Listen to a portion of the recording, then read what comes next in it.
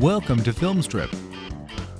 These podcasts are spoiler-filled as we discuss the plots, characters, and themes of the films in review. All content used or discussed in these podcast episodes is the property of the respective owners and used under the Fair Use Act, Section 504(c)(2), Title 17.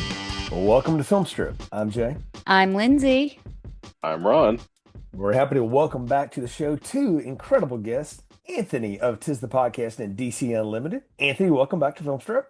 Glad to be here with three of my favorite people. Four, if you count your next guest. And of course, Spoilers, Matt. Of course, Matt from Two Broke Geeks is also here with us. Hello. Always good to be back here. Always. It's going to be a good time tonight because we are here to kick off our January Ensemble Mysteries with Glass Onion, a Knives Out mystery starring Daniel Craig, Janelle Monáe, Katherine Hahn, Leslie Odom Jr., Jessica Henwick, Madeline Klein, Kate Hudson, and Dave Bautista. Written and directed by Rian Johnson. Released in 2022. Had a theatrical run, made some money there, but mostly through Netflix because Rian Johnson got a boatload of money to do these for Netflix. And we're reviewing this, as I said, as part of our January series on Ensemble Mysteries. And Anthony, you were on our original Knives Out show back a few years ago. So kind of want to kick this to you. What's your background with this one? I saw this one in theaters. Well, I was very excited for this one because Knives Out, I love that movie. So when he said he was going to keep making more of these, I was excited, especially when I saw he put together a cast as big as the first film. Mm. So yeah, I'm super excited for more Benoit Blanc and murder mysteries from Rian Johnson. I saw it in theaters, loved it. Have watched it a few times on Netflix since then. Still wish we'd get some kind of physical or digital release to own it. But unfortunately, I think we have to get used to that, especially with Netflix about to purchase one of our giant studios. Can I just say that Let's not talk about that. Can I just say that I love that Anthony's Northerner came out there when he pronounced Benoit Blanc's name, because even though this is just so funny, because even though I live literally like almost touching Canada where the name would be pronounced Benoit, everyone I know whose last name is Benoit here in Vermont are Benoits. They're just all Benoits. I know no Benoits. I know all Benoits. As a good Southern boy, I know how to say these words. Well, I know. The weird thing is, I know too, because like I said, Canada's like right there. I can like reach out and touch it. I know, but nobody in Vermont and all these areas that they moved just south of that border, but just north of the South, and went, our name's fucking Benoit. Hey, look, you got to stand out somehow. So, well, man, what about you with Glass Onion, and then even maybe just sort of largely like this series, as it were, Knives Out and all that kind of stuff? I remember seeing Knives Out on Netflix and really enjoying it. I like mysteries, man. I remember being a kid and I had old radio mysteries on cassette, like from like Sherlock Holmes mysteries and like a bunch of others I can't even think of, just on cassette. I had a bunch. So I enjoyed when Knives Out came out because, Jay, this was kind of something I was texting you privately because I was asking you what you thought of Wake Up Dead Man, and there aren't very many movie mysteries anymore. Mysteries these days are typically mini-series length. We get those Kenneth Branagh, Agatha Christie movies, which I wonder if they would do any better if they were competing with Rian Johnson's. I don't know. I haven't seen those yet. Yeah. I know they're out there. I just haven't seen them. But it's just super curious to me that, film length mysteries are not necessarily a thing anymore. But anyway, so yeah, I really like Knives Out. And then of course I was really excited that there was going to be Glass Onion. And so my history with it is like when I knew it was coming out, I ended up watching it on Netflix. And as we'll talk about when we talk about the film, number one, Netflix doesn't put stuff in theaters that much. Number two, this was a movie very much of a certain period of time. Oh yeah, 1,000%. So I'll get to me in a minute. Lindsay, what about you? Where are you on these movies and just mysteries in general? I like these movies. I didn't see this in the theater, but I did see it very shortly after it was was released. I saw the um, original Knives Out. I haven't seen the most recent one, but big mystery fan, love Sherlock Holmes, especially detective films. I used to read Patricia Cornwell when I was in middle school and high school, Oh, and wow. shout out to Scream, which is really just a slasher whodunit. So Totally. Yeah. big fan of all this type. And as I was rewatching this for tonight, I it had been a while since I seen it, so I couldn't remember exactly how it went. So it was still kind of a surprise. Things came back to me eventually, but still fun. Still a really fun movie. Also, I'm throwing my hat in the ring, Jay. I've been on for Scream 5 and 6. I hope I get that invite back for 7 in a few Oh, weeks. oh, just go ahead and mark your calendar. So, yeah. Well, my wife, who doesn't like to go to the theaters for anything, we went during the holidays to see The Housemaid because she's a fan of those books, and the Scream 7 trailer was before that, and she's like, "Oh, we're going to see that." And I was like, "Well, okay, I guess that's done." So, yeah, I Unless it's thought about you 93 doing that. minutes, So. and then you're not going to see that No, you know what? You know what? Housemaid went about 2 hours and she was fine with it. So yes, she'll break her rules occasionally. So sometimes. when she's into it. Ron, what about you on the Knives Out universe? Well, I love the first movie and I love this movie. Spoilers for our podcast. I really had a good time with it. Um, I haven't seen the third one yet either because, the thing of having time for things is not in my wheelhouse currently, but that's fine. Um, I was also a huge mystery person growing up. I started off with those Encyclopedia Brown books in elementary school, and I read all of those. Mm-hmm. And then I Yep. decided, because I'm a completist, I decided I was going to read all of the Hardy Boys mysteries I because my did. dad Oh yeah. had Nice. my dad had all the ones from the '60s. So Like he did had the first, like, mine. so I Same. read all Yeah. those, and I was like, well, okay, let's see if there's more. And I went to the library, and sure enough, there's more that they were doing in the modern times. So I read all of those, or at least as many as I could get my hands on. So yeah, I'm a mystery guy. I didn't even think about those. I read some, my brothers had the Hardy Boys books, and also shout out to Nancy Drew Yep. for any of the ladies listening or other fellows, man I fellows who actually I read read a them. bunch of the Nancy Drew too. He didn't have all of those though, because they had a lot of those. Uh, but I read a Y'all bunch of have the dropped Nancy a Drew lot as of well. this. Y'all have dropped a lot of the stuff that influenced me early on too, but I'll tell you, all of this for me started because I grew up watching reruns of Scooby-Doo. Where are you? Hmm. And got Mm-hmm. into that, and my folks were like, "Well, if you're gonna watch that, you should read stuff." So I read Nancy Drew, I read the Hardy Boys, all of that. I read Sherlock Holmes, I read Edgar Allan Poe, like all of that stuff. I was always good for a good page turner where you didn't know what was coming next. And then that led me down the rabbit hole of like choose your own adventure books, which we won't talk about on this Oh, show necessarily. But yeah, I love something that can surprise me, and I like something sometimes where I'm trying to figure it out as it goes, and I either do one of two things. I've either figured it out and I'm going to wait for the movie to catch up to me, or I go, I don't know, I'm just going to ride with it. And Knives Out was the first movie in a long time where I didn't figure it out before it happened, before it finally revealed. I was like, oh, Thrombey did it to himself, but for this reason, as we talked about on the show.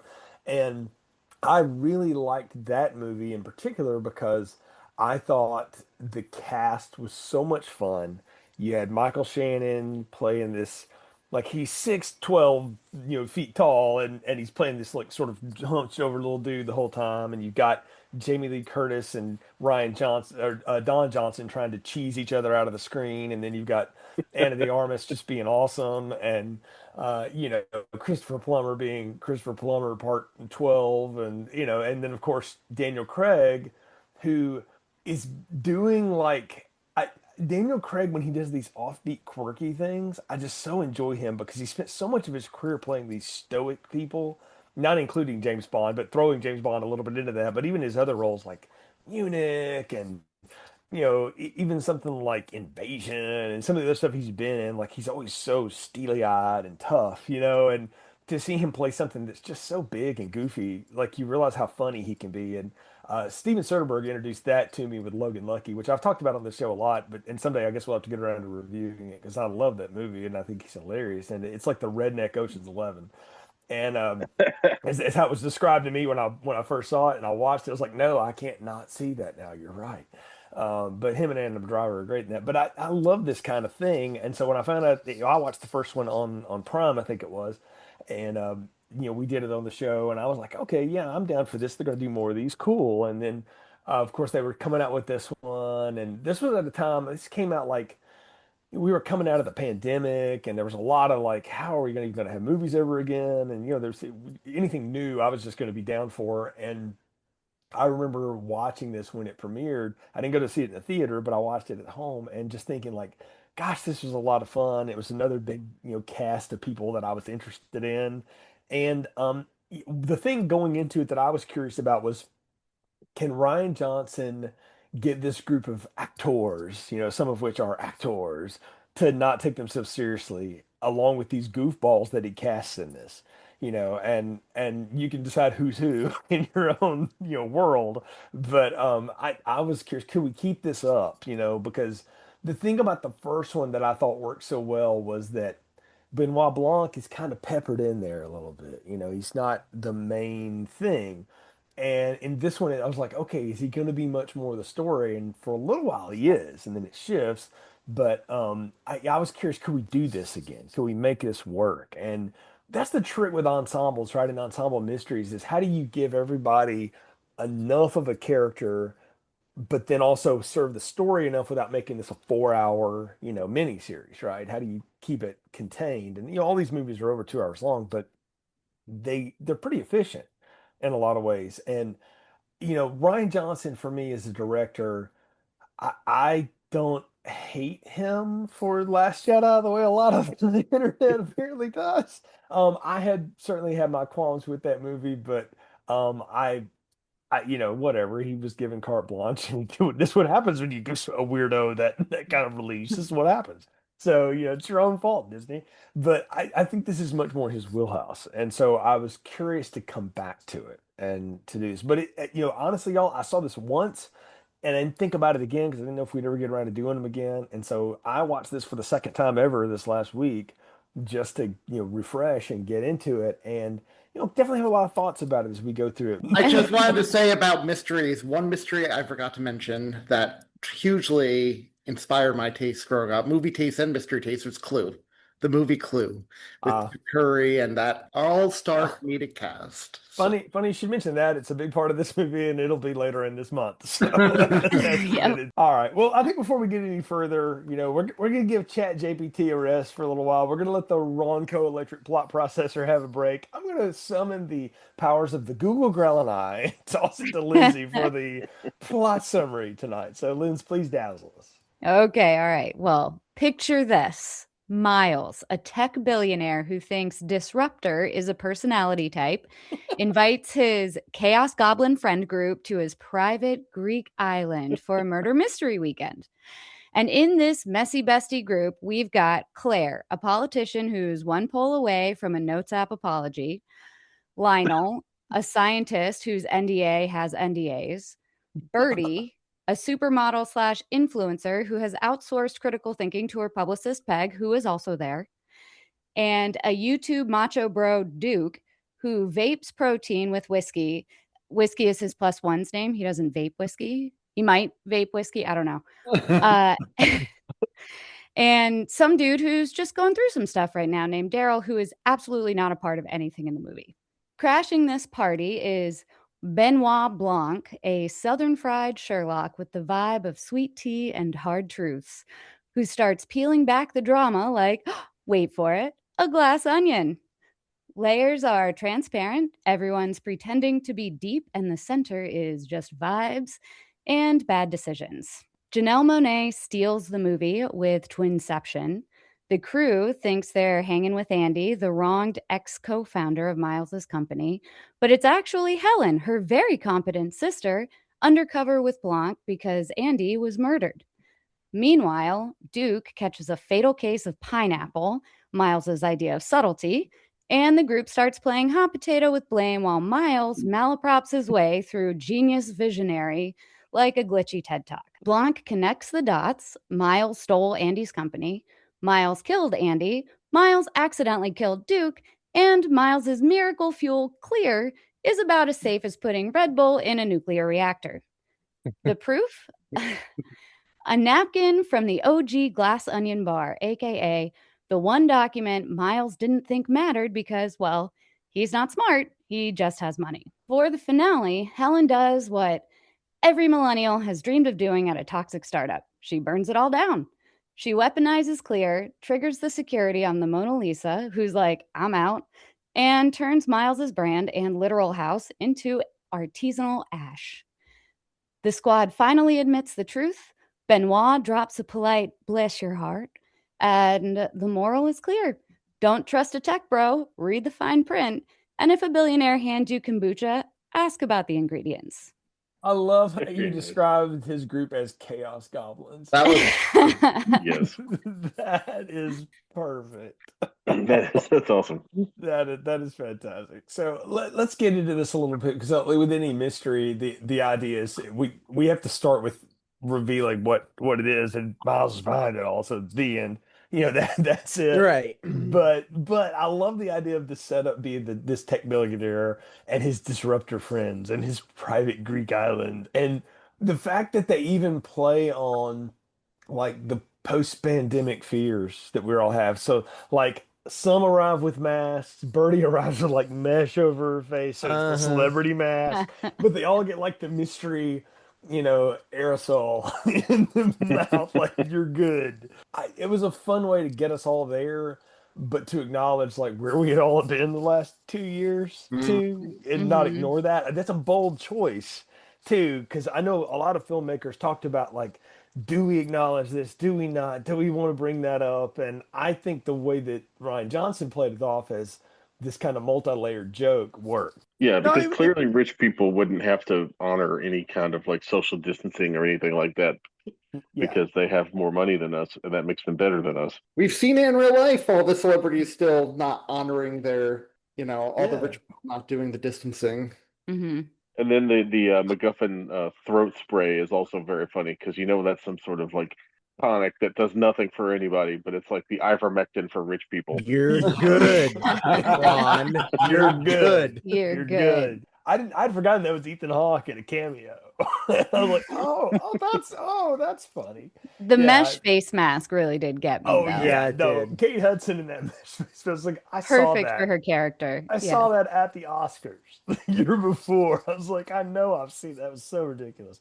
But I love the idea here of the real setup is that all these chaos goblins, as you call them, Lindsay, get these boxes that they have to solve puzzles for to get to the ultimate answer.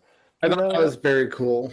Those are pretty neat little like MacGuffin boxes. I don't know, man. What did you think about those? I thought they were a blast. No, I think they're a ton of fun. I follow this guy on Instagram who makes like puzzle furniture pieces. Are you just following Pinhead on there, Matt?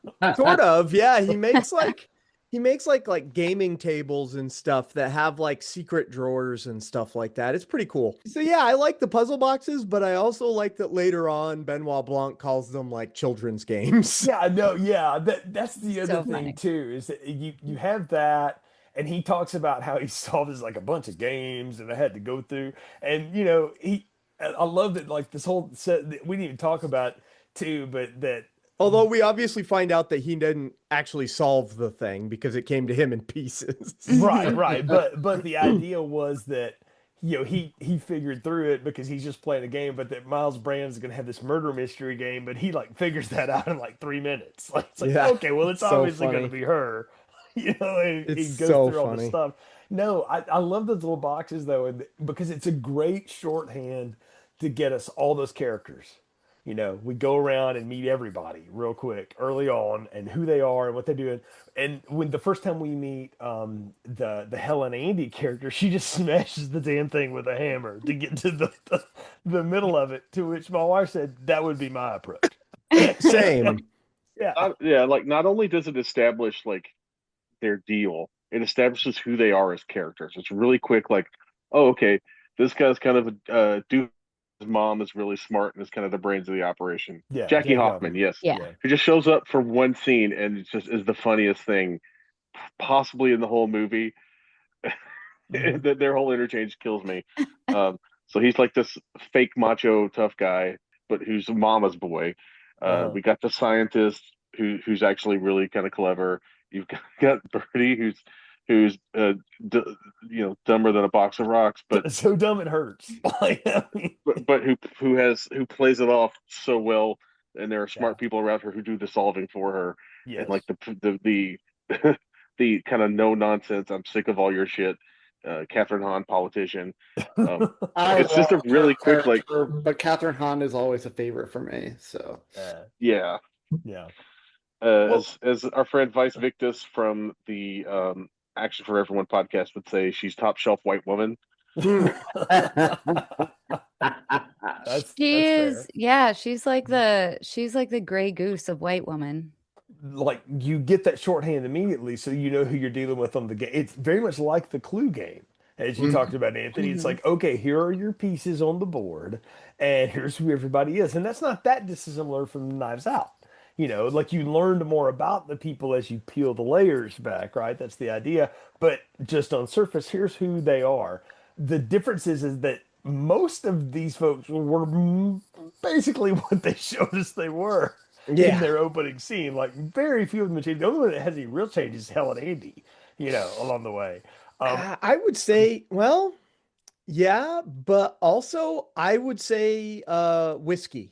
I was going to Even say though Yes, she's whiskey. yes, not even yeah. though she's in the end, she's not necessarily a super consequential character. I would say she's the only other one that you're like, didn't expect that out of that Mhm. character. Like she knows that I'm just the arm candy for this moron that's hawking rhino boner pills or whatever it is that he's into. There's no actual rhino in it, Jay. Yeah. She realizes like this is just a means to an end to like get somewhere better, and I'm like, okay, but she's playing a type, and Madeline Klein is I liked the Outer Banks show she was in. I Mhm. think she's fun. I thought that I Know What You Did Last Summer movie was something that didn't need to exist, but she was fine in it for what she was asked to do. It's not her But fault. Yeah. she's kind of the next generation of what those CW stars would have been from when I was in school and stuff. So I'm like, okay, I get what she's there for. And look, if anybody gets the joke in this movie, Dave Bautista certainly got the joke. Like, we need you to put on your wrestling tights and put on a gun and be like Alex Jones if he actually worked out. He always gets the joke. Yeah. He He is came out the of best- wrestling. So true. He's He the best came out of- wrestler turned actor in modern day, in my opinion. Yeah, he came out of wrestling the only actor that, well, I'll not say the only one, but the one that really went, you know what? I know who I was in wrestling, which was big tough guy who didn't say much and didn't have much mic skills. Mhm. I need to take some lessons. And he went with it, and he got freaking good.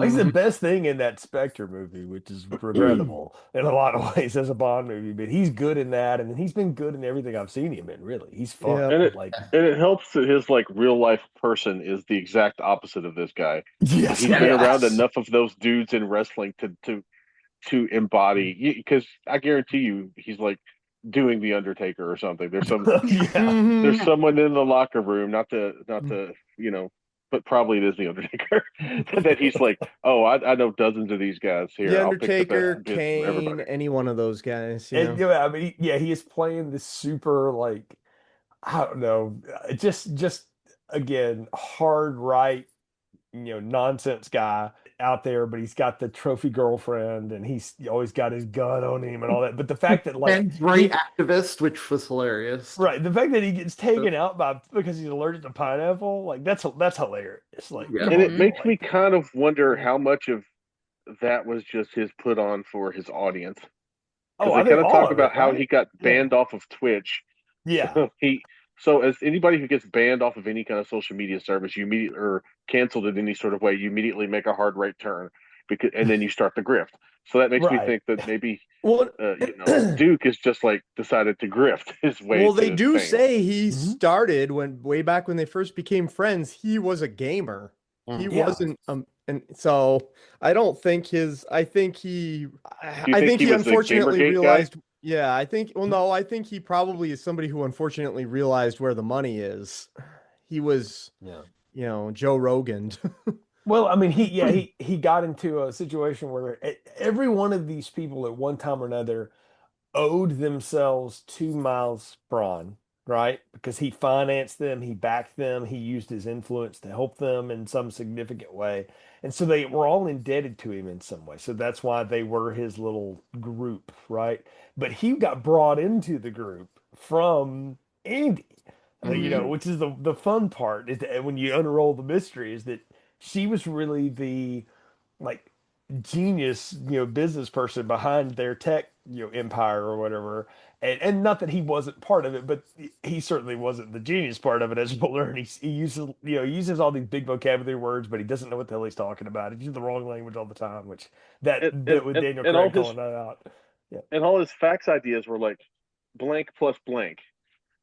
Like I mean, it was Elon and Zuckerberg. We I was know. gonna say, yeah, this is he's Elon.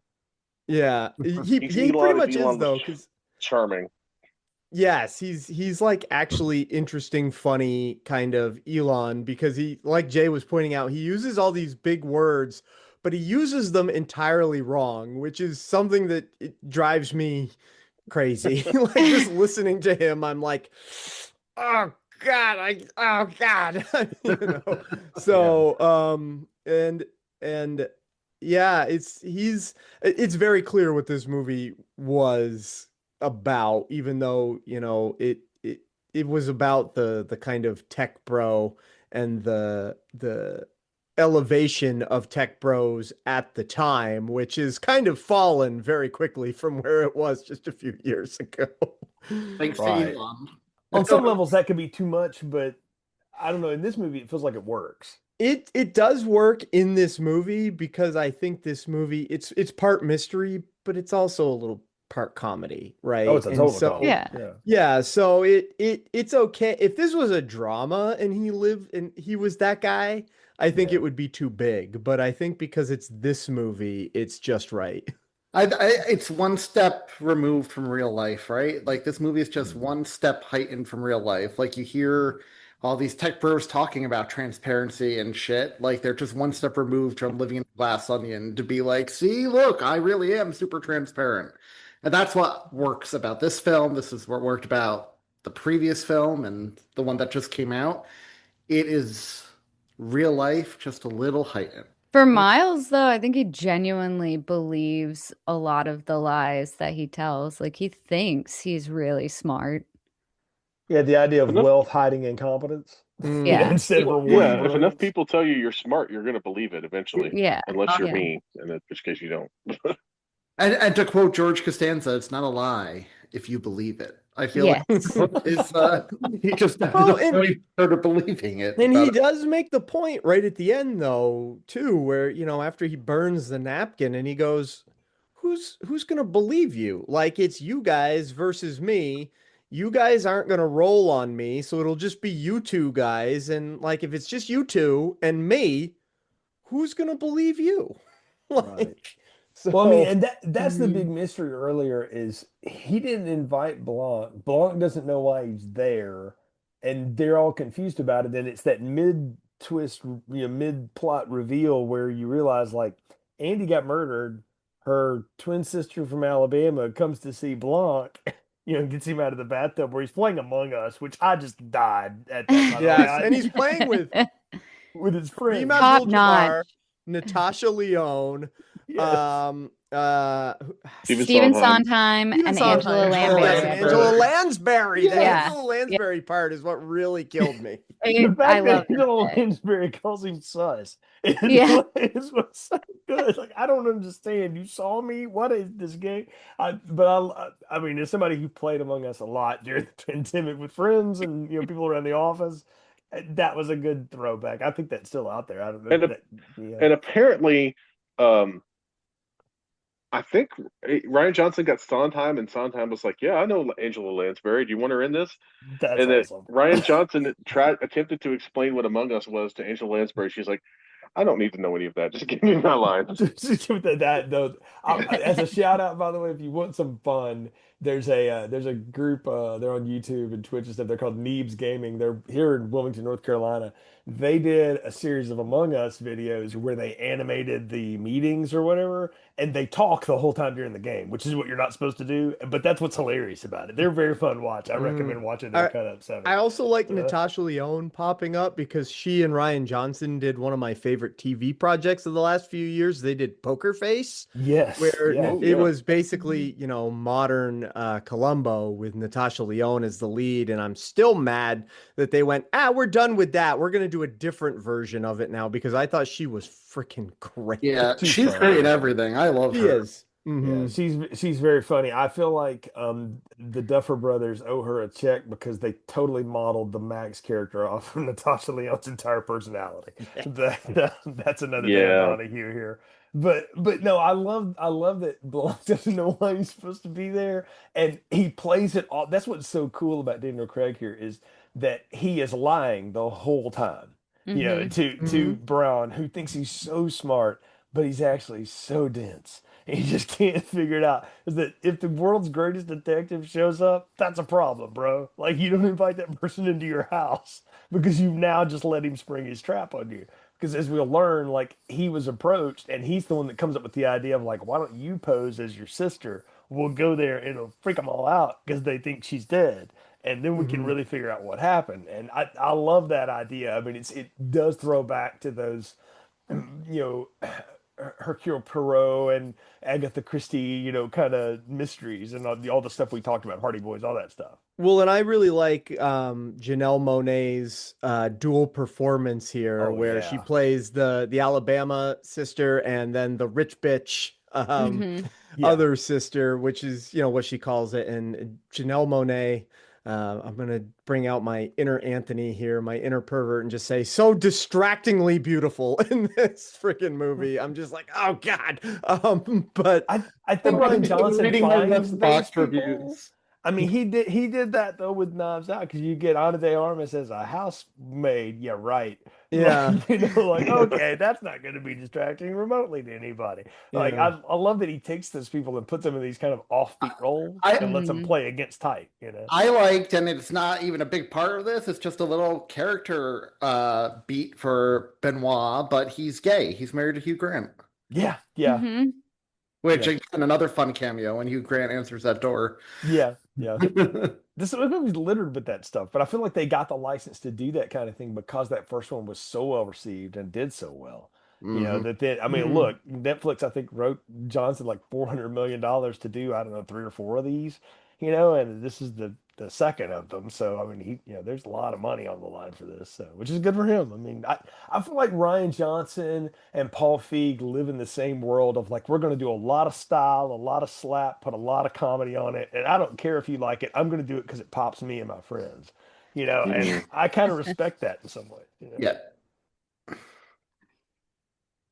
Yeah, I, it's amazing the amount of money that Netflix threw at him yeah. for these. It's ridiculous, but I have really loving the results so far. I mean, I don't like that he keeps complaining, why aren't they putting it in theaters? Well, man, because they gave you $400 million. Because it's a streaming service, bro. So, I mean, yeah, that's like picking Yeah, up a wait until snake and being Netflix buys bad person. Alamo, then they might get in the theaters. Yeah. Right. They're buying Yeah. everything else. Yeah, but I like this idea though, and I'll say too, like I'll give Edward Norton a lot of credit here too, because he's developed a well-earned reputation through the years for being rather difficult to work with.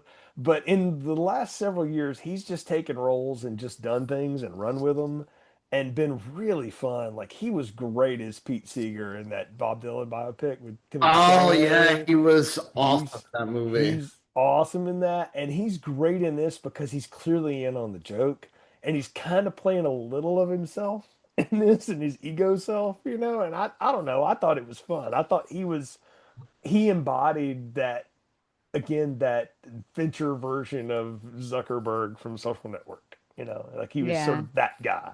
I feel like he was playing himself like he would have played himself on Curb Your Enthusiasm or on Entourage. Like There that you go. version of himself that Yeah. everyone thinks he is or Mm-hmm. And knows he is. and also let's be honest, with the amount of douche bro tech guys who have come up to him at Hollywood parties over the years and said, "Dude, Fight Club, yeah." Yeah. You think he wasn't like Yeah. itching to like Yeah. Play Missed the one. point. smack them Yeah. around with his acting skills? Like, Mhm. let's Yeah. not kid ourselves. He was champing at the bit for this opportunity to be like so many of these guys in their 3/4 zip uh fucking tactical fleeces. Like, I'm so sick of these guys. Mm-hmm. No, the South End is full of those guys down here. I understand. I love that he's so pretentious too that like he rents the Mona Lisa, during the pandemic. He cashes in on their problems and it becomes a joke, like the glass that keeps going up and down. I felt like I was watching like a Da Vinci Code ripoff. The wonderful shot of her as she's destroyed at the Oh yeah, yeah. The Yep. fact that it gets burned by his alternative fuel thing, but that's the idea, right? It's like he's so pretentious that yes, of course this guy would have something like that, right? And he would have access to something like that, but he wouldn't cherish it or really care about it. But even though he says all the time, like my moment of seeing that was my inspiration, but it really wasn't. He just wanted to be like more famous than the most famous piece of art on earth. Well, Mhm. that's not, self-centered at all. So, No, he's just one of those guys, and I think eventually we all at least meet this guy to some degree, right? Where he's the guy in probably not at this point in our lives at our age now, although maybe, but definitely we all knew someone close to this guy when we were college age. Oh, yeah. where 100%. it's like 100%. but that's the other thing about this movie. This was the one thing that bumped me this time watching this movie that didn't bump me the first time, is that this group of friends all became quite successful. And that bumped me simply because the odds of that. It went through my willing suspension of disbelief and went, no, that many people in a group of friends. There's what, 7 of them? No, they're not all getting Well- like super. That's just Well, I not mean, happening. I think part of it though is that they all became super successful Because because of of him and him. his money. Yeah, but did he have money when they met in the bar? I think No, his but Birdie money had was. money. Yeah. And That's true. he took her money and turned it into that tech Yeah, she company didn't really have with that much Andy. money either, though. So it was the whole thing was weird. I thought he got like, I don't know. It was all just one of those. And yes, they got more successful after he got money. That is true. Man, I want to tell you how I read that. It was like all of the Losers Club, once they left Derry, became these wildly successful people. Yes, but You there know? was supernatural things involved in that. So Okay, well, you know what the supernatural element is in this? yeah, Money. his money. Yeah. Yeah. But I Yeah, hear because you. he owns like media networks and stuff, right? Thank you for referring to money as supernatural because I've never seen a lot of it, Jay. I mean, does it really exist? I Do you don't know what? Money doesn't even matter. I will say, having worked for 2 tech startups, that even when they're not successful, they're still really insufferable people that work there. Okay, Liz, yeah, you have insight on this, so please do tell. Yeah. The success does not matter. I think they're going to be, not all of them, I will say. Some people who work there are cool. It's usually not the people who start them, though. So Mm-hmm. usually, whether it starts up or it fails miserably, they're usually still the same terrible human being. In my personal anecdotal experience. And look, that's the message of this too, is that Miles was a terrible person before Andy dreamed up this great idea that he Right. stole. That well, she went along with it for a long time, so it wasn't until later he finagled a way to screw her out of it, which is very Facebook, and all of that story and Meta and all that stuff. I felt like that's what that was borrowing from, but the fact that he went through the trouble to kill her over it is what I don't know. That's where it becomes like now it becomes a mystery. It becomes the Brian Johnson mystery of it, is because they would just pay it off. Like, the Winklevi just got paid off, and ultimately. So Sure. yeah. Well, But and that's what happens in a mystery a lot of the time anyway, though, right? Is somebody gets killed over something that yeah, there's it has to be really a no death. need to kill them over. So Right. that's what makes it a mystery movie, is that he had all the money and ability to buy her off, but he killed her. So So But I yeah, that's don't what was think she would have been bought off for less than 50%. right, which is what this And he is wasn't she willing yeah. to do. knows that when Clear comes out, that 50% is going to be worth nothing. Yeah, because that's a bad idea. And that's the Right. other big thing of this, right? Is the Clear, because his motives all come from the fact that he thinks he has this fuel of the future, which right. Catherine Hahn so bluntly puts it, Hindenburg, which Yes. is you cannot have hydrogen gas powering people's homes. Like, it's It's just it's insane. not stable. No. No. So and that's what I love, how it wraps up too, is, Benoit Blanc says to her, just go ahead and have some courage and remember, and to have this, just remember why your sister walked away, and he hands her that little piece of the hydrogen. Which I don't know if anybody thought immediately. I thought it's like the fulminated mercury in Breaking Bad. She's gonna throw it and blow Yeah. Tuco's air conditioner out the door. Hindenburg. Yeah, what Heisenberg, Hindenburg, it's all the same. Yep. Was it a surprise to anybody though that it was Edward Norton behind all this? Because I feel like it's a little bit of stunt casting. Would you put him as the lead guy? I'm like, oh yeah, obviously he fucking did it. I mean, like I said, Uh, that's his life. yeah, no, I pegged him from the beginning. See, you mentioned I'm a Mark, Jay. You mentioned earlier that you either like to figure it out, or I never want to figure it out. I want to go where the story. So I didn't suspect him the first time around, and this was only my second time watching it. And I had kind of forgotten how it played out, but this time Mhm. around, I did catch him handing Batista the tainted drink. Yeah. I caught that this time around. I went, oh, there he is. He just handed it. He's got the pineapple allergy. He's gonna die. So Mhm. that I did catch this time around, and I caught, when he walks away after Batista's dead, he does have the phone in his back pocket, Mhm. and Mm. I That's caught that this time around too. I I was do like, he's got the I do phone. love the Columbo moment where Blanc is explaining all of this, what he saw, what he didn't see, what we saw, what we didn't see, and you go back through that because then it does make you want to go back and rewatch it, Matt, and go like, okay, was that really there? And then you're like, oh gosh, it really was. Like you're just not paying attention to those kind of details through it. That's the fun part of this. I don't mind the fact that it's kind of obvious, at least to me, that this is going to be Edward Norton. I'm like, well, how did he do it? Like, how did you pull this off? Because that it was pretty elaborate. I like how he goes back and provides all of the malapropisms that happen Yeah. from the beginning that I didn't even notice. Mhm. And I forgot about that part. And I don't know if any of you watch Trailer Park Boys. He's Ricky from Trailer Park Boys. Yeah. Yes. Just a It's a- rich Ricky from Trailer Park that's Boys. a good call, Liz. Yeah. No. But that's what makes it fun is him going through all of those things and you see how it all starts to unravel piece by piece. And like I talked about, I got a kick out of there's supposed to be this murder mystery game in Blanc's like, well, it's obviously going to be Birdie because, it's this, that, and the other, and it's this arrow here, it's going to shoot you. And then, he still triggers it and the fake arrow still hits Edward Norton. He's just like nonplussed by it. He's like, damn it, you ruined my whole game, man.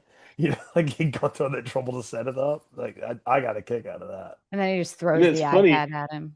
Yeah. it's funny because the dumbness of his fake murder plot is also like as obvious as his actual murder plot, right?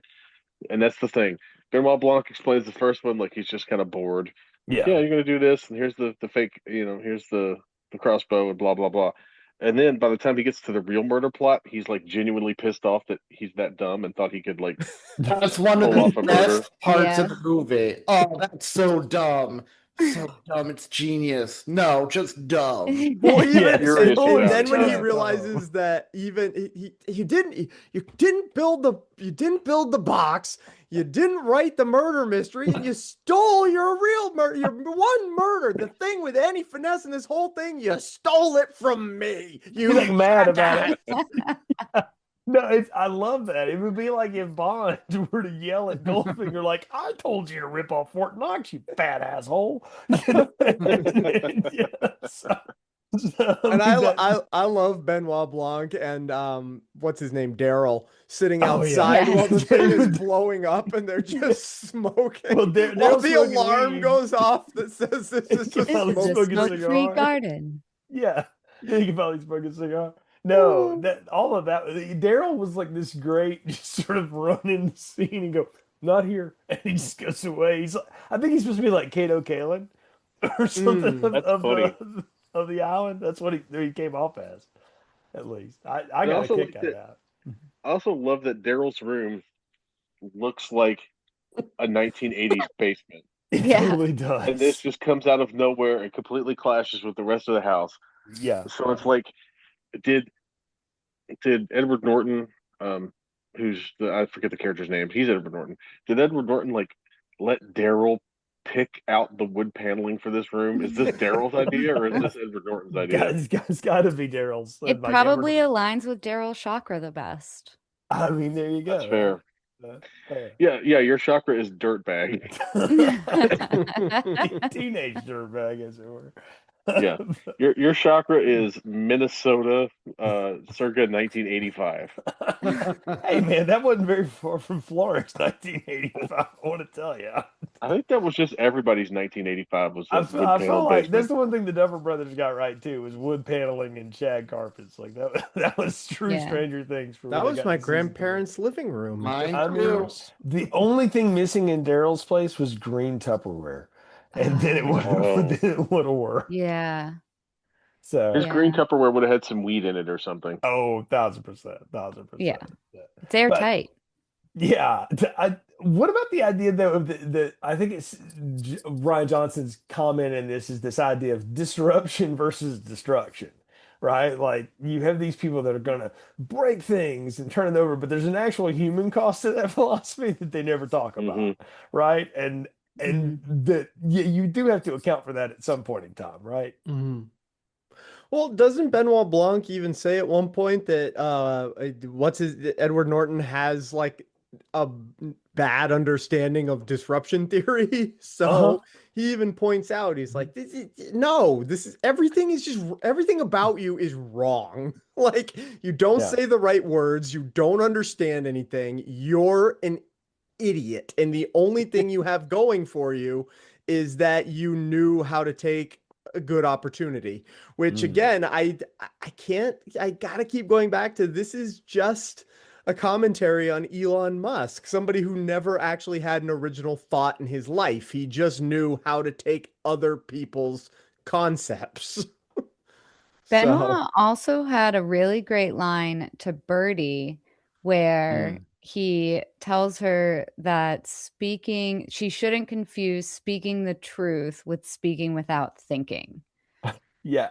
I love the Birdie character and the way Kate Hudson plays her because her whole thing is she's about to go down because her like activewear line is made in sweatshops and she thought Yeah. that meant that's where sweatpants were oh made. my God. That was Classic hilarious. mistake.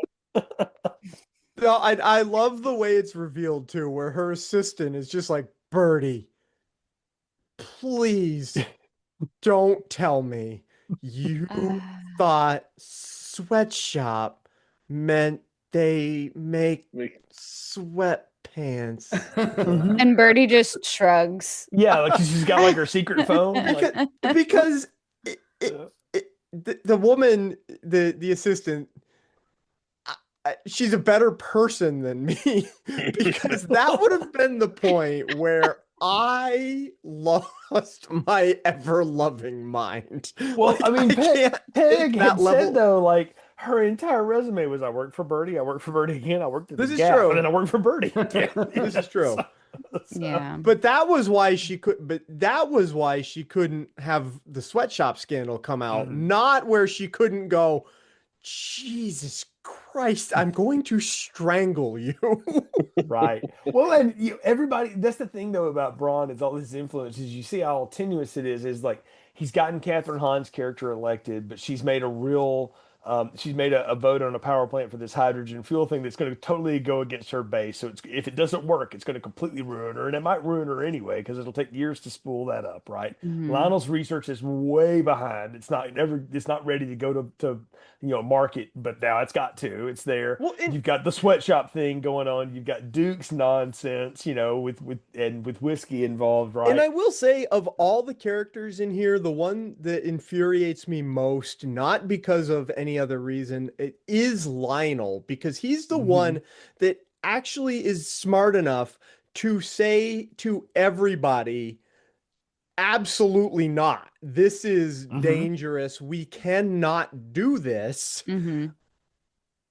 Well, And he doesn't anyway because of the Yes. money. Because Like because it's he is yeah. the absolute of all, and he's actually, I think, the weakest character. They don't do much with the Lionel character beyond the fact that you're like, this guy is legitimately very intelligent. He knows the risk here, and so does Catherine Hahn, but she is just a politician. Like Yeah. she's smart enough to know that it's bad, but he like has the credentials to back up that it's bad. But the And thing is, money speaks, Matt. I know it does, but that's my point Mhm. is like he's at the where like this is like in the I forget which sister is which now. The original sister that starts the Andy. company, Andy. Andy Andy, was the murder man. legitimately says to him, "This could blow up the world." Yeah, Like literally. this is Yeah. Well, and bad. and that's the thing is that that's what I was getting to is everybody's slowly turning on him anyway because they've got reason to, right? Like Hmm. Duke has Hmm. whiskey seduce him because they need the cash influx to like grow the Twitch channel or whatever. And Hmm. you see her, with him, and you see Blunt looking at that, and Duke's there, and you think Duke's like, oh, enraged because he's catching his girlfriend cheating on him, which you realize later is he set it up. Yeah. Like he Hmm. had to have it. And you see, like, okay, so even like Miles's closest confidants and his disruptor group, they don't really trust him either. They're all No. using him And too. they do all turn on him by the end, but when Mhm. it gets to the point in the film where he does say straight out to Lionel, like, these people are coming, I'm going to Mhm. announce this project, it's coming out, and Lionel says, no, you can't do that. But then also still sticks by him later when he burns the napkin. At that point, he still sticks by him when he says, "Did anybody here see me burn the napkin? Like, did Yeah. anybody see this nap? No, there was no napkin." And Well, like line, so that's the point where also I'm like, because I think it's fear too. What's he going to do Mhm. to them? Number one, and number two, he would say the same thing to them that he said to Benoit and Andy or Helen, whatever. That nobody's going to believe it. It's their word against his at the end of the day. but that was my point though. It's not his word against Lionel's because Lionel actually is intelligent and has the research to back up the fact that this is not a safe thing. He And does. He Yeah, does. But but as they nobody pointed cares. out, Lionel was nobody until Miles got him published. this is true. And So, let's be honest, nobody cares about research or science or thinking. Mm, He's got yeah. money.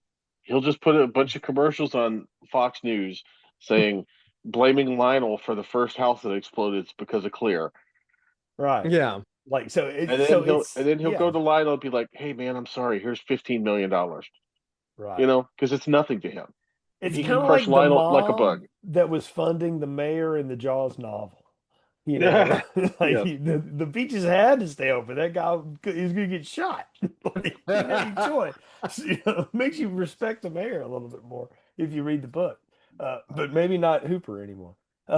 or Mrs. Brody. But spoiler alert. But anyway, for a 7-year-old book. But I at mean, this hey, point, it's yeah, 4th of July, the beaches are open, and everybody's having fun. As you know, amity means it means friendship. friendship. Yes. Thank you, Matt. Yes. But no, I love how again Miles acts like I've built all these people, I've built these empires, I've done all this stuff, but these people are only there because they're financially tied to it. Like and they're all desperately looking for a way out of it. The only person who's not is Helen, who doesn't give a shit about it because she's just an elementary school teacher from Alabama. She's just there putting on airs like the way her sister had done She's when playing she rich had. bitch. Yes, exactly. She's doing that. And I'm glad y'all call it that. Janelle Monáe is just giving a hell of a performance in this movie. Like she is so Yep. much It's fun. true. And that's the thing about these movies is again is like Daniel Craig's top build and it's Benoit Blanc mystery, but he's really the side character in these two things particularly. You got to have somebody else to hand it off to. And last time it was Anna de Armas, who's awesome, and this time they handed it off to Janelle Monáe, and she does just as well with it. Like it's so much fun to watch her go through all this stuff, and I love too like all the little like you have what was it Jeremy Renner's hot sauce is like a thing, and you Yeah. have the Jared Leto Jared Leto's kombucha. hard Kombucha. kombucha. Yeah, I don't know who the hell Jared Leto is, but I'm gonna tell him he didn't know jack about kombucha. You know, it's like 9% alcohol or whatever. I love that like those little things are in there, and she falls victim to it real quick too. But then she learns how to use it, you know. And I don't know, I got a kick out of those little like, gags like that. Mm-hmm. Oh, I I could thought really the go hot for sauce some of was the. gonna drip to her eye for Oh, a he got the second, and I nose. was Oh like, yeah. no, Nose no. is bad enough. let me Yeah, tell ya. yeah. Yeah. I was gonna say I would love some of that Jared Leto kombucha. I would try it. I would try it. I would I, try I, it. I might go for the Renner hot sauce before I would the kombucha, but you know, in I fact, mean, I'm surprised Nick doesn't have it in his fridge. Honestly, he's got to be able to She hot sauce says everyone. it smells like that guy Daryl, so Yeah. that's true. The kombucha. Isn't that Yeah. what kombucha? Isn't that what the Beetlejuice musical taught us? Is that it doesn't smell great? Yes. Yeah. Yes. Thanks, Anthony. I knew you'd get that. Of anybody. That's a great number in that show, by the way. But yeah, I don't know. I'm loving all of this. It's fun to watch it unravel, and then you see. And what I think is neat is unlike the last time where Blanc has to be there to do the it's old Mr. Johnson and he has to pull the rug out. He's not there when it all literally blows up in their face. Like he just turns it over to the other person to do it. And then sits back and smokes a cigar with the stoner. Like Mhm. that was the fun part. So Fun and it was very cathartic, and it's. I feel like that moment where not Andy goes around smashing those artworks is oh the yeah. part where everybody else in the friend group who's still alive realizes, hey, you know what? This guy's about to. We don't need this guy. Look at her. She's poor and happy and smashing up things that cost more than her house. Mhm. So we can do that too. Like we can either take the fall for him and keep like living off of his money, or we can stand up for ourselves and we've got money enough. And hey, maybe we'll get some credit for being the people who stood up to him when he's finally outed as being Yeah. an idiot. How And satisfying did that look, though, when she was destroying that house? Mhm. oh yeah, it's fun to watch them do that. But can I say, like, too, like, yeah, that's an easy thing to do when you know you got it socked away somewhere and you can walk away from it. That's an easy position to take, And for her, she never had it, so she didn't care. Everybody else is like, well, sure, I can blow it off now because I can do something else. But uh, Mhm. but yeah, I mean, I think they were all wise to realize, like, well, we can't go down in flames with this guy because obviously he killed our friend, so that's gonna come to light, or even if it doesn't, we know. So who's Mhm. next from us? He's already killed two people in this group, so as we figured out, so what's next for this? But I do feel like I'm like, well, yeah, that's easy to do at that moment. I would have been fine if they all stood there shocked. And maybe Birdie breaking one was kind of funny because Kate Hudson doesn't really know That what's was going funny. on. Like Yeah. that was funny. But I would have been fine if Helen just did all the trashing because it really was hers. And then the fact that she runs toward the Mona Lisa to make sure it goes up in flames. That was awesome. And the look on Edward Norton's face. Mhm. Mhm. Yeah. But what's funny is that like they're all sitting out on the steps after his house has completely blown up, and he comes out there going like, "Oh, you guys, you really screwed up this time, but okay, here's how it's going to go down." He's still trying to scheme them and scam them all, right? Because he's not smart enough to realize he's lost. Mm. Yeah. Yeah.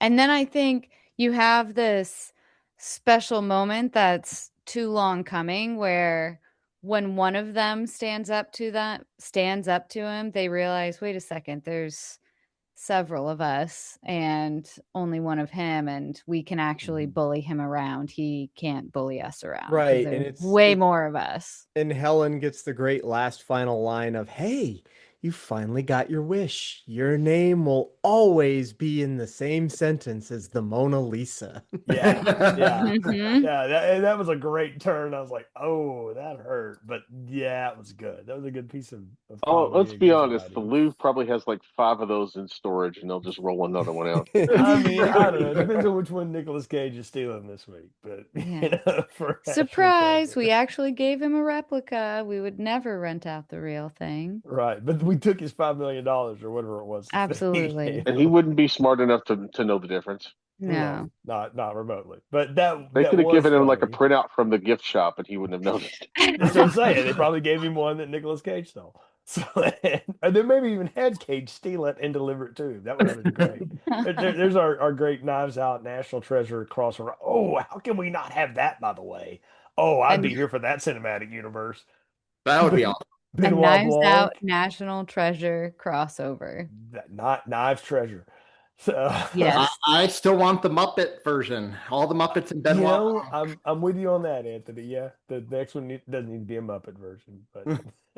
but before we get to our Muppet version of this, it's time for final thoughts, recommendations, and popcorn ratings. So I'm going to ask the around the room, what are yours for Glass Onion, a Knives Out mystery? Anthony, let's start with you.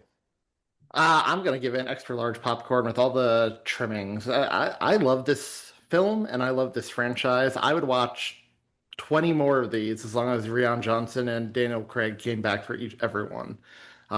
They're great. It's a genre of movie like we talked about that has kind of been dying off in recent years, and I'm glad they brought it back. These are a lot of fun, and despite some of the characters' dumbness, they're actually really smart, the movies. So, yeah, I loved it. Matt, how about you? Oh, this one's really good. I think this one is probably a large popcorn for me. I still think the first one is the gold standard of this series, but I still think this one is really good. And just get out and watch some more mysteries, folks. I'm a really big fan of the Jeremy Brett series of Sherlock Holmes films. Those are all pretty good, all pretty faithful to the stories they're based on. I mentioned Poker Face if you want to watch a little TV. It's not a traditional mystery. It's the Columbo style mystery where you know who the killer is right away. But yeah. Ron, how about you? Yeah, I'm gonna go with a large popcorn. There's no real killer flaws in this movie. It's a lot of fun. There's a great cast. We've talked at length about how great everybody is in their various roles and how satisfying it is to see them do their thing and to play with very particular, very stereotypical character archetypes, right? Um, you know, they're all just playing the dumbest versions of whatever these sorts of people are, right? Like, you've got your scientist who's kind of like a milk toast geek kind of guy. You've got the quote unquote genius inventor who's actually, you know, duller than a bag of hammers. And, you've got the alpha dude bro, uh, men's rights activist type guy who's not only deliberately getting cucked, he's also a complete and total mama's boy to really a scene stealing mom because him and Batista and Jackie Hoffman are so funny in that one scene. And It's a Batista's response is, Fibonacci sequence. "Shut up, Quiet, mom!" Mom.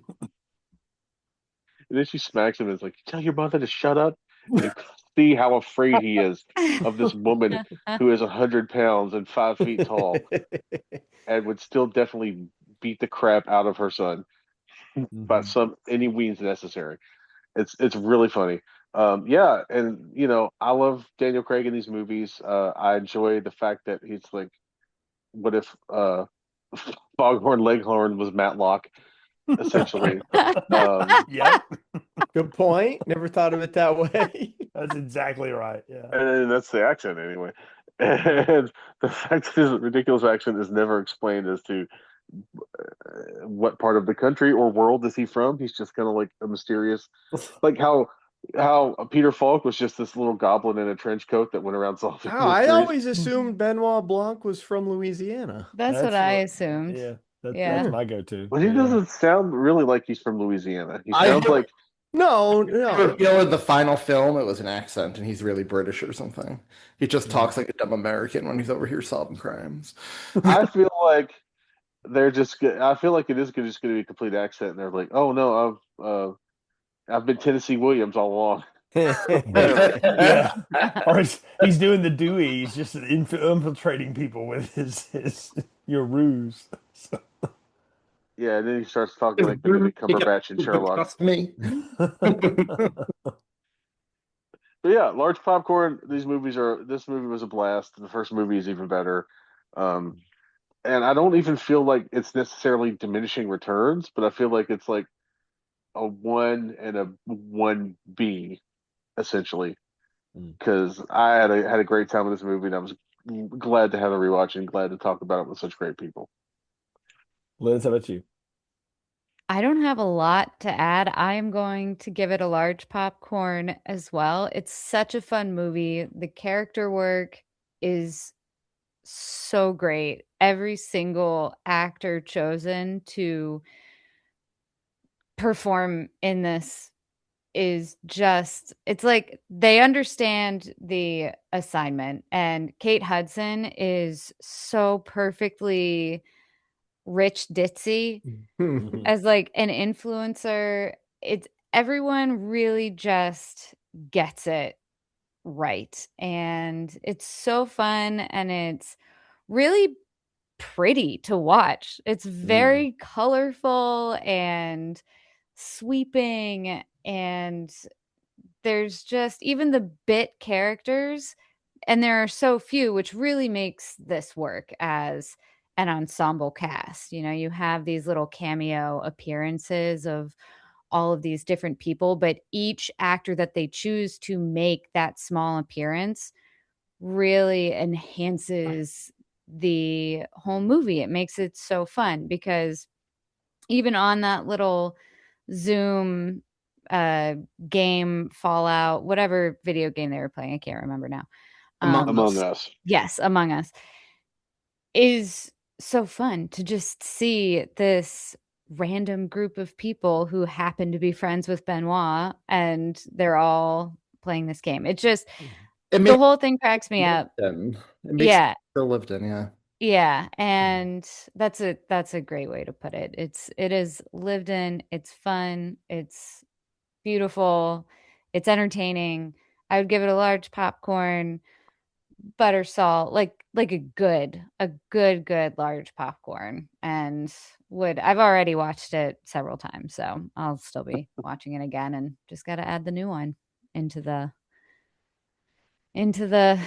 you know, next into the list, onto the list of things to watch. My long, long list of movies that I still need to watch. Can't add much more than all of you have said. I had a lot of fun with this. Obviously, I'll agree with something Ron said. It's not that it's lesser than. I like the first one more, but part of that is I like the mystery more. But I've had a lot of fun with this one, and I think it's just as funny.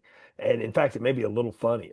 Um, Daniel Craig being a cut up is something you don't get enough of, in my opinion. And I feel like we need to give that man more of that stuff before he gets too old to care anymore or too rich to care about doing any of this crap anymore. But he's fun. And everybody here gets the assignment. Maybe no one more so than Kate Hudson and Dave Bautista we've talked about. Yeah. They really seem to get it, but everybody's having a good time. And I feel like Ryan Johnson's putting a lot of his quirky brand of fun in this, like I said, and it works for the most part. So I like it. I had a good time with it. I'll give it a large popcorn as well. And of course, it's always a good time, watching these kind of things. I've seen this before, and again, it had been a while since I watched it, but I'm now like, I need to go back and watch the Knives Out movies more often. They're a lot of fun, and I'll give that new one another spin too, and maybe someday we can talk about it here. The new one, I actually I liked it. yeah. I didn't dislike it. I just didn't love it as much as these two, but maybe I need to give it another shot. So, another day here on Film Well, Trip. The new one is going less for the comedy side of things, I think, is maybe what it's a slightly more serious movie. It so is. maybe, It is. yeah. I think it's trying to say something else, and it almost falls into that stuff that Matt, you and I talked about on a bracket show somewhere with movies that have to say a thing and they're beating you over the head with it. But that can still be fun from time to time. But I had a lot of fun talking about this with you all. Before we get into our wrap ups and stuff, Matt, Anthony, thank you so much for being a part of this show. Matt, tell folks how they can follow you, and then Anthony, you as well. Check out Two Broke Geeks. There's a brand new episode for 2026. We're back from an extended holiday break where we didn't record anything for the last little bit of the new year, but we wrapped up 2025, talked a little bit about what we're excited about for 2026. And yeah, that's anywhere you can listen to podcasts. Check out Dis a Podcast every Monday. We are also back from an extended holiday break, or at least me and Julia are. We spent 15 minutes talking about A Winnie the Pooh Christmas and then talked for 90 minutes about Stranger Things finale, so check it out. And check out my other show, DC Unlimited, for all things DC Comics, movies, and TV shows. And Jay, Ron, Lindsay, Matt, always great to podcast with you guys. Thanks. Absolutely. You too. Yeah, glad to Just wait talk till to you. just wait till Netflix buys Warner Brothers, and then you'll have a whole new thing to talk about, because then you'll have Benoit Blanc comic books. I would read everyone. I was about to say, like, that would be a benefit of them. Yeah. That might be a good thing. I don't think anybody involved in these things is interested in the good, but we always are. And you can find this show and follow those things anywhere you find social media at Filmstrip Pod. We share announcements about upcoming shows, other fun content. Don't forget to subscribe and share the show as well. And bonus points if you leave us a positive review, because it helps other people find the podcast and it makes us feel really good about ourselves. As we talked a little bit about this one and we didn't get into it in the discussion, one of the subplots of this was using the board game Clue to figure out the grand mystery. And we'll be talking about the Clue movie sometime in the coming weeks. So tune in for that and more fun stuff coming from us very soon here on Filmstrip. So until next time, thank you for listening to the show. Thank you for listening to Filmstrip. You can find more episodes on our website, filmstrippodcast.com. The Filmstrip theme music is produced and performed by Frozen Lake 121. All content used or discussed in these podcast episodes is the property of the respective owners and used under the Fair Use Act, Section 504, C2, Title 17.